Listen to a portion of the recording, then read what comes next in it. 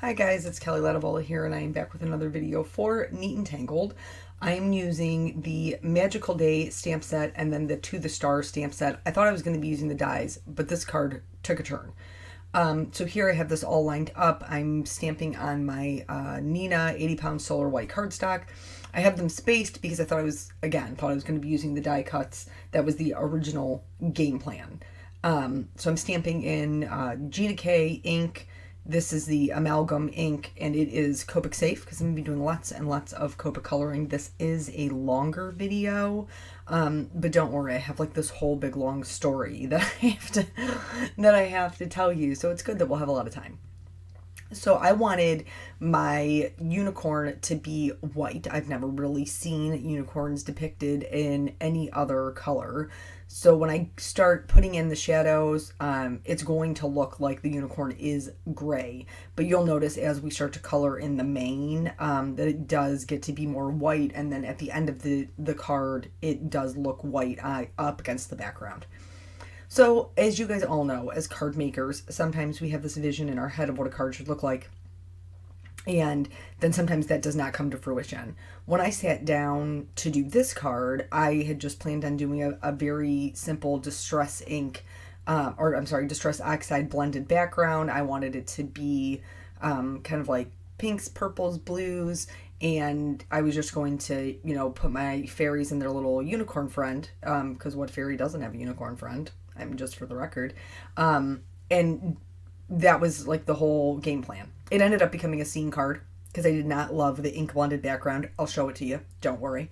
But that's just not how it ended up working out. And because I was kind of willing to let go of that original idea and try something else, I ended up with a card that I really did love instead of being frustrated and overwhelmed with something that didn't turn out the way that I thought it would.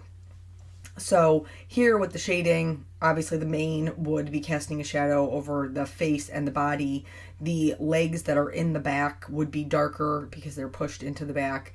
And then the way that the unicorn's back leg is, there would be a shadow kind of like where its leg met its little tushy. Here I'm going to be doing some blending from color to color. When I picked my colors, I picked them looking at the last number. That's typically the best way to pick them to know that they'll blend together. So I'm using a B04, a V04, and a RV04. So a pink, a purple, and a blue. I did have to kind of mess with it a little bit to make sure that the blending didn't look too crazy. But sometimes that's, you just have to go over it a couple of times. It's not a huge deal. I do that regularly when I'm coloring. I usually color things 2 times, from lightest to darkest, darkest to lightest. And then later on, I'm going to decide that I want some more dimension in it. I'm sure if you watch my videos, that's shocking news to you. And then I'll go back and use some violets that seem to make the most sense to me to use violets, since pink and blue both go well with violet. It seemed, I guess it seemed the most natural to use that as my shading color. So anywho, most of the coloring is things I've colored these fairies before. You guys have seen them. If there's anything that stuck out, I will break story time to go back to the card. You guys know how we switch back and forth. But nonetheless, so the last time that we talked via story time, I told you about my fair fish. So my son won a fair fish, named him Orangey Talkie. I went and I bought Orangey Talkie a tank. I brought the tank home. There was a kit. It had water conditioner in it, and my sister had told me to use distilled water. When I got the kit said to use tap water. So I switched to tap, put the water conditioner in it, let him acclimate to the water temperature, and then I put him in. And I am sorry to report, those of you who had goldfish that lasted 14 years, we do not run in the same circles. Orangey Talkie passed away after 2 days. That's how long my fair fish lasted. Had I known that was going to happen, I would not have purchased a tank. I would have left him in the vase. However, it happened. And it happened while Peanut was at his dad's. So I, not wanting to touch the dead fish body, this is important to note, I did not want to touch the dead fish body. I had no interest in scooping him up out of there or really anything that had to do with the removal process of Mr. Orangey Talkie, the goldfish. So, like any good girlfriend, I waited for Eric. And so when he came over, I was like, this, I feel like, firmly falls into your camp of things that you should take care of. So you're going to need to dispose of Mr. Orangey Talkie. So he does. He scoops him out, and we have a toilet funeral, and everybody moves on with their life. But then I have to go pick up Peanut the following day and explain to him that Mr. Orangey Talkie is no longer among us. So I pick him up. This is real life conversation with me and my child. I pick him up, and we're on the way home, and I was like, listen, buddy, fair fish are not, sometimes they're not really well taken care of, and they get moved around a lot, and he had saw a lot in his short little life, but while you were at Daddy's this weekend, Mr. Orangey Talkie passed away. To which my child responds, what? And I say, he went to be with Jesus. And my child says, what? And I say, he died. He's dead. The fish? Yes. What'd you do with him? What'd I do with him? What do you mean? Well, I mean, he couldn't stay in the tank, so I'd take him out of the tank. But yeah, but after you took him out of the tank, then what'd you do with him? Now, at this point, I have to tell you, this is a real thing that people suffer from, and I am one of those people. When I get uncomfortable, I laugh. Okay? Typically, at very inappropriate times. And so I think sometimes I've hurt people's feelings, which is never my intention. But when I get uncomfortable, I get the giggles. I can't help it. So I'm trying to figure out how I'm going to tell my child that I have flushed Mr. Orangey Talkie down the toilet. And, of course, I start laughing. Try to get myself under control. And I'm like, well, we flushed him down the toilet. So which he says, why don't you just throw him in the garbage? So like I was nervous. I was nervous to tell him that we flushed him down the toilet because I thought that he'd think it was horrible. But instead he wanted me to just throw him in the trash can. And so I explained to him that his body would smell. And that's why we could not just throw him in the trash can. And he was like, okay. I was like, listen, if you want to get another fish, Mommy has already purchased the tank. I'm fine with that. We can go to the pet store and purchase a new fish. Now, I was hoping for a beta, a male beta. They are beautiful. They live alone. That's it. They're supposed to be hardy fish, and they just live by themselves, and they're just pretty to look at. And he says, can I get 2 fish? Of course you want 2 fish. Because I say you can have 1 fish. Why would you not want 2 fish? You are a typical child. So I said, if you want to get 2 fish, then we have to get schooling fish. Because I had done a lot of research after Mr. Orangey Talkie had kicked the bucket. And so I had looked at smaller fish that I could keep in the size tank that John sold me, even though that was not the right size tank, John. I hate to break it to you. And I was going to get tetras. That's what I was going to get. So I could just they said to keep them in groups of like 3 to 5. I was like, I can handle that. So I was going to get tetras. So we had some other things to do, story for another time. And then we went to dinner at Bob Evans, and then we went over to the pet store. And while I was talking to the guy at the pet store, they had a buy 3, get 1 free sale. Okay? Buy 3, get 1 free. And he said that tetras would maybe be a little bit big to have 4 of them in the size tank that I have, so that I should get tiger barbs, which are also very pretty. So I tell Peanut, I take him over to the case. I said, these are the ones you have to choose from. What do you want? And so we get 2 orange and 2 yellow tigerfish. We name them Arrow, Bubbles, Cam, and Jeff. I'm not making this up. This is real life. He wanted to name one of them Eric, the Chevy driver, but we talked him out of it because we already had an Eric. So those are our 4 names. Don't worry, he gets better at naming them. Those are our 4 names. If you've been watching my Instagram, you know what's happened.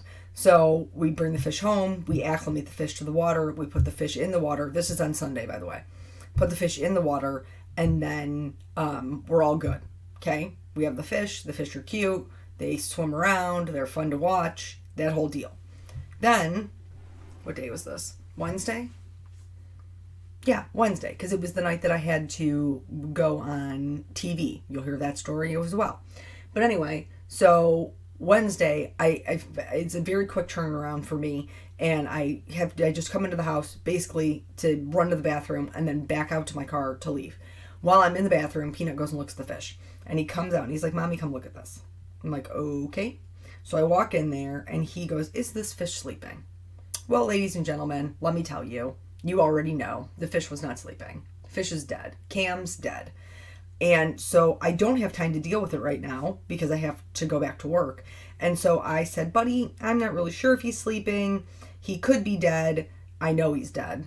I'm lying." It's not very nice, but I didn't have time to deal with it. So I was like, "Mommy will check on it when she gets home." He says, "Okay."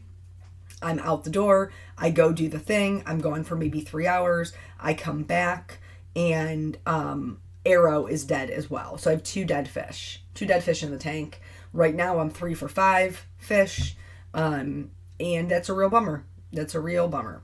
So on my way home, I had called the fish store and was like, "Listen, these fish lasted like 3 days." And they're like, "We have a 14-day guarantee on the fish, but you have to bring the bodies back." I mean, I get that they're trying not to get ripped off, but could I not just take pictures of it? Like, I actually have to physically bring their dead bodies back? That seems morbid. But whatever. So now, I have no Eric to scoop out the fish. I have to do it myself. I scoop them out. I put them in a Ziploc baggie. Because what else am I going to do with them? Honestly. So that was, what day was that? That was Wednesday night. Thursday, I did not get out there to get the fish to the pet store because it was just a crazy day. So Friday morning, I take Peanut to school. I grab said dead fish. I drive back out to the store. I bring my receipt. I bring the dead fish. I inadvertently scare the young lady who's working at what is it? Petco? No, Pet Supplies Plus. No, Pet. Which one did I go to? PetSmart. PetSmart. That's the one I went to. And so she was, and in between this, I had gotten a message from Jessica Frost Ballas, who I'm friends with. And she was like, "Dude, did you put like a starter in there?" And I was like, "I don't even know what that is." And she was like, "It's good bacteria that the aquarium needs. It helps break down like the nitrates and the ammonia and stuff in the aquarium from fish waste. You really do need it. It's probably why your fish are dying."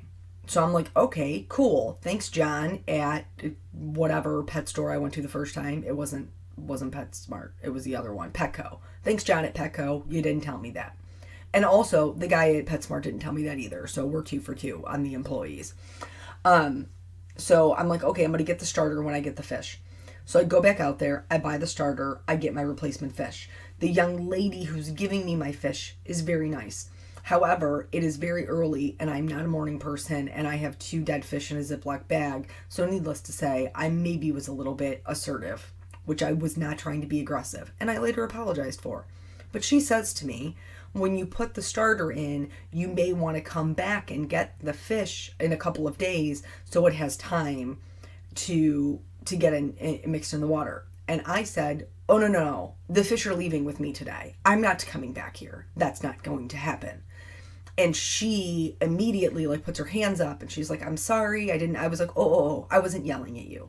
My apologies. I didn't mean to come off like I was yelling at you. Retail is hard work. I understand that. But this is already completely inconveniencing my life. So I will be taking the fish home with me now." And she said, "Okay, I understand that." So she gives me the fish, who, before we went to school, we had already named SpongeBob and Nike. Okay? That's where we're at. So I bring SpongeBob and Nike home. I acclimate them to the water, put the starter in while they're still in the bag, getting acclimated. Oh, here, wait, we have to talk about this. So now you saw my little sneak peek of the one that I didn't like, and now I'm changing my game plan completely. That's why this is so sped up, because I was originally not planning on using this fairy. But then I got the cute little idea that maybe I could do a house. I could do like a little fairy house, and I could sit her and the little bunny on the roof instead of on the moon, because I'm all about stretching my stamps. You guys know this. And so I'm just going to color her up super quick, and then I'm going to kind of walk you through very quickly the different variations the house went through, and to maybe give you some ideas for your own scene cards. Now, I ended up not going with the more, I guess, like the fancier version of the house because of how big the unicorn was and the fairy that I wanted to put in the front. It made no sense for me to make it that fancy. You wouldn't be able to see most of it. But you can do whatever you want with your little houses. You can use a ruler the whole time. I got to the point where once the frame was put in, I didn't care and I freehanded it because it's supposed to be a little fairy house, and I'm sure that they weren't building things, with levels and handsaws. So you could do flower boxes, you could do different roof styles or porches. I opted for a little stone path, some wooden boards, and a hatch roof. That's what I opted for, and I still think it came out cute. So you let me know what you think. But anyway, so back to the fish. So I put the starter in, I put the fish in the bag, wait my 20 minutes or whatever, and I put the new fish in, and it looks like everybody's doing really good. Then Bubbles starts swimming like a psychopath. Okay, just all over the place, crazy swimming, like the zoomies of, like how dogs get the zoomies and they run all over. That's how he's swimming. And so I took out my phone to take a video to send to Eric to be like, what is this crazy fish doing? And I inadvertently filmed his demise. Bubbles was dying. That's what happened. So he would zoom all around, and then he'd kind of float sideways. And I'm like, is the fish dying? Bubbles, are you dying? I don't know how to CPR a fish. I don't think I can CPR a fish. And then he would start zooming all over the place again. And I was like, is he, what is happening? So eventually he did pass away. He sunk to the bottom. And serendipitously, this is no joke, at the time, I was getting ready to take a photo to put on Instagram that yet another fish had died. And Sherry Brown Crafts, sent me a message at the same time that said, if one of your fish dies and you catch it quick enough, you can revive them with a salt rub. And I'm like, I literally said to her, are you kidding me? Bubbles just died. Bubbles just kicked the bucket. And she's like, scoop him out, put him in your hand, coat him in salt, and then wait a minute or two, and then put him under the water. And I was like, I gotta hold this fish in my hand, but okay. So I run to the kitchen, I grab the salt shaker, I go back to the fish. This is things you do that you know how you love your child, okay? I scoop the dead fish body into my hand, which is vile. Also, remember when I didn't even want to scoop it out and put it in a Ziploc bag or put it down the toilet? Do you remember that scenario? Now I have dead fish in my hand. So now I scoop the dead fish out, I put him in my hand, I go to my bathroom, I coat him in salt, I'm waiting. I send her a picture, is this enough salt? And she was like, whoa, maybe too much salt. It was like the 1900s, and I was trying to, salt the fish to put in food storage to make it through winter. And so now I'm trying to brush the salt off of the dead fish, and she's like, put him under the water. So I put him under the water in my bathroom, like running water. I'm cupping my hands, I'm holding him in there. And she's like, I'm like, okay, so I put him under the water, and nothing's happening. And she was like, no, back in the tank. The salt won't hurt the other fish. You got to put him back in the tank. And I'm like, oh, okay. So then I run back to my son's room, and then I put the fish in, and then he's twitching. And I'm like, holy Moses, this might work. I might be able to revive this fish. Can you even imagine? I could revive Bubbles with salt. This would be amazing. His little fins are twitching. I tell her, fish is twitching. And she's like, do it again. So I scoop him back out into my hand. This time I'm not even using the net thing. I'm just scooping him right with my hand into the fish water. And I'm scooping him back out, and then I salt him with less salt this time, since I was overzealous the first time. And then I hold him there for a minute, and then I put him directly back into the tank this time. And he still twitches a little bit. So I'm still very hopeful for Bubbles. And then, so she's like, do it one more time. So I scoop him back out, and then I put him on the salt, and she's like, hold him in your hand in the water. So then I hold him in my hand in the water. And then he twitches maybe like once or twice, and then the twitching stops. So Bubbles was dead. So now here I am, halfway through my day off. Oh, side note here with these little laurels.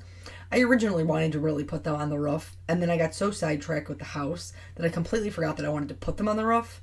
So for the most part, I was able to avoid my lines, but there are 2 leaves that go straight through those lines. I'm totally cheating with my coloring, and I'm going to use a little bit of black on those to blend into the green so that it isn't super noticeable, because I am lazy and I'm not doing this again. So just to be clear there, don't do as I do, do as I say, or do as I do if you make the same mistake that I did.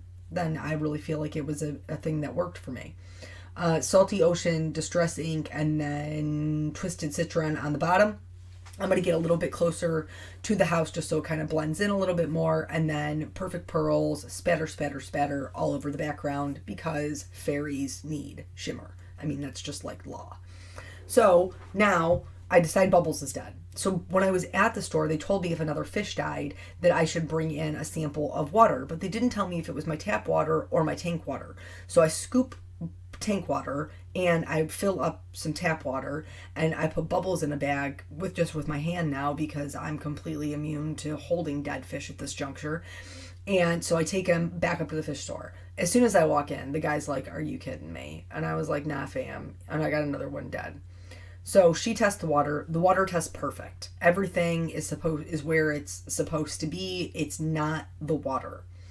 So she was like, "But you did just put the starter in, so it could be, since Bubbles had been in there since Sunday, it could still be your water." I'm like, "Okay, that makes sense." So then I bring Bubbles 2.0 home.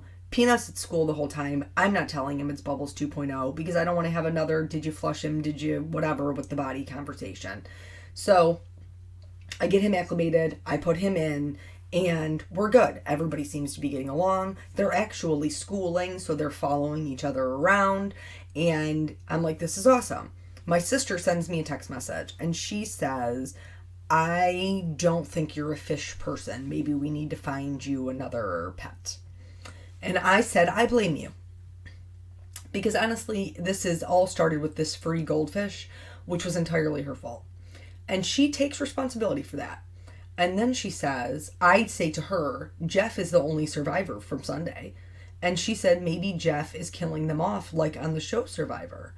And I was like, "Jeff, like Jeffrey Dahmer, that makes total sense to me. Maybe he's just murdering them willy-nilly while I'm sleeping or at work. Who knows?" So everything seems to be going very well. Now this is on Friday, okay? Today, as I'm doing this voiceover, is Sunday. So I get up this morning, all of the fish are still there. They're still kicking. They're checking stuff out because I did purchase them a little shipwreck and a little treasure chest because they seem to want to hide behind the plant, but I only had one plant in there. And I didn't want to impede on their swimming area, so I bought them things that were low to the ground. This is my fish logic. I don't know if it's accurate or not. And so all of this, I was so tired. My day was pretty much destroyed. Go to bed, all the fish are alive. Wake up in the morning, all the fish are alive. Hallelujah, praise Jesus. Fish still swimming, chilling. Super happy about that. Okay? Then I go to work. I came home tonight. SpongeBob's dead. SpongeBob is DOA. He was treed. He was laying on top of that plant. I don't know what happened. I am starting to suspect that Jeff is, in fact, a serial killer, and he's slowly taking out the competition. I don't know what else it could be, because it's not, they're intended to be in colder water. They aren't warm water fish, so it's not the temperature of the water. The temperature isn't fluctuating. The water tested perfectly fine. They're getting the correct food. We've tried the starter. We've tried the water conditioner. I just have no idea. So while I was in the store picking up Bubbles 2.0, there was another customer there who said, every time you get new fish, old fish are going to die. And I was like, what? And he was like, yeah, it's a circle of life. Every time you get new fish, old fish are going to die. And he's like, I've had fish for a long time. It's just the way that it is. And I said, are you here getting new fish? And he was like, yeah. And I said, so some of your old, like the fish you have at home are going to die when you introduce the new fish. And he was like, yep. And I'm like, and you're just totally cool with this. Like, And it sounded like he had like some saltwater fish, and those are very expensive. Those are like $50 a pop. I'm over here miffed about my tiger barbs. They cost me $10 a piece. I cannot even imagine intentionally doing something that would kill off something I paid $50 for. That seems like insanity to me. But that's what he's doing. So this is my whole fish saga that's been going on here. And somebody had sent me a message and they were like, dude, like I would have just been done with it by now. I would have just been done and over with it. And I would be. Okay, I totally would be. If I didn't get schooling fish. But I did. Why did I do that? Such a bad plan. Because the schooling fish get stressed out if they're in small groups. So if I don't keep replacing the fish, they're going to get stressed out, and I'm guaranteeing the death of the fish I already own, except for probably Jeff, who probably is just willy-nilly killing them all off. So not to mention, I paid for them. Okay, like let's be real. I said I was cheap. I meant it. I paid $30 for 4 fish, and I want 4 fish, especially since they have that 2-week, the 2-week window. So if I'm within the 2-week window and they keep dying, I'm going to keep getting new fish. Okay, I'm helpless not to. I've spent the money on it. At this point, it is what it is. So I'm a fish. I'm committed to being a fish person now. A dead fish person, because I've owned 8 fish and 5 of them have died this time last week. I had just become a fish owner. This time last week I had 1 goldfish, and since then I have just burned through. There was a lady who did tell me that her light in her tank was too bright and she was literally frying her fish. Now, I don't know if maybe that could be the problem, but if it is, I'm totally in trouble because the tank that I have, the light is built into the lid. Like, I can't change the light. The light is what it is.